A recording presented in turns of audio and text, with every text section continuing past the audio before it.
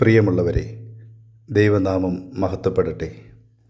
ഇത് പരിശുദ്ധ സഭയുടെ ഒരു തീർത്ഥാടന കാലമാണ്.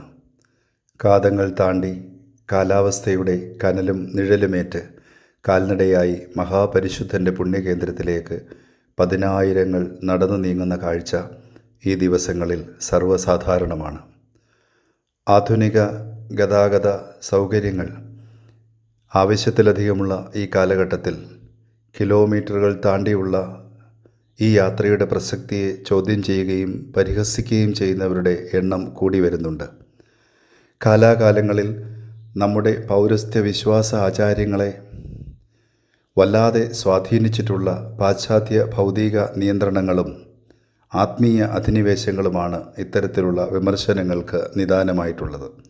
നേർച്ചകളും വഴിപാടുകളും ആത്മസമർപ്പണാർത്ഥമുള്ള സ്വയപീഡനങ്ങളും ഉപവാസവും നോമ്പാചരണങ്ങളും വേദപുസ്തക അടിസ്ഥാനത്തിലുള്ള പരിശുദ്ധ സഭയുടെ അടിസ്ഥാന വിശ്വാസത്തിൻ്റെ ഭാഗമാണ്. നിങ്ങളുടെ ദൈവമായ യഹോവയ്ക്ക് നേരുകയും നിവർത്തിക്കുകയും ചെയ്യുവീനെന്ന് സങ്കീർത്തനം 76:11 രേഖപ്പെടുത്തിയിട്ടുണ്ട്.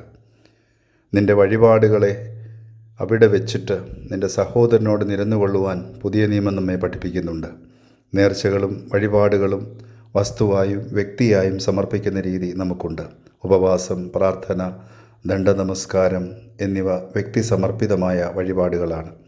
ഇതോടൊപ്പം തന്നെ പ്രാദേശികമായി ആചരിച്ചു വരുന്ന മുട്ടിൽ നീന്തൽ, ഉരുൾ നേർച്ചകൾ, പദയാത്ര, ഭാരങ്ങൾ വഹിച്ചുള്ള ആചാര നടത്തങ്ങൾ എന്നിവയും ആത്മസമർപ്പണത്തിൻ്റെ വഴിപാടുകൾ തന്നെയാണ്.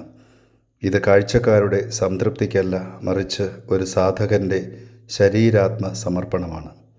15 കിലോമീറ്ററോളം എല്ലാ വർഷവും പരിശുദ്ധൻ്റെ കബറിങ്കലേക്ക് പദയാത്രികനായി കടന്നു പോകുന്ന വഴിപാട് എനിക്കുണ്ട്. എൻ്റെ ഭവനത്തിൽ നിന്നും കൊട്ടാരക്കര വരെയുള്ള ദൂരമാണിത്. ഒരു സാധാരണ ദിവസം എനിക്ക് കൊട്ടാരക്കര വരെ നടന്നു പോകുന്നതിനെക്കുറിച്ച് ചിന്തിക്കാൻ പോലും സാധ്യമല്ല. അപ്പോൾ എന്തോ ഒരു വലിയ പ്രേരക ശക്തി ഉണ്ടെങ്കിൽ മാത്രമേ ഇങ്ങനെയൊരു നടപ്പ് സാധ്യമാവുകയുള്ളൂ, അങ്ങനെ ഒരു തീരുമാനത്തിൽ എത്തിച്ചേരാൻ സാധ്യമുള്ളൂ. മധ്യവയസ്സ് താണ്ടി വാർദ്ധക്യത്തിലുള്ളവരുമൊക്കെ പദയാത്രികരായി കാതങ്ങൾ താണ്ടാൻ തീരുമാനമെടുക്കുന്നുണ്ടെങ്കിൽ, അത് പൂർത്തീകരിക്കുന്നുണ്ടെങ്കിൽ, ശരീരത്തിൻ്റെ തളർച്ചകൾക്കും മീതെ ആത്മസംതൃപ്തി നേടുന്നുണ്ടെങ്കിൽ അതൊരു വലിയ വഴിപാട് തന്നെയാണ്. ദൈവത്തിന് പ്രീതികരമായ വഴിപാട്. വഴിനീളെ ഉറക്കമിളച്ച് പാനീയവും ഭക്ഷണവുമായി തീർത്ഥാടകരെ കാത്തിരിക്കുന്ന നാനാജാതി മതസ്ഥർക്ക് അതൊരു പുണ്യകർമ്മം തന്നെയാണ്.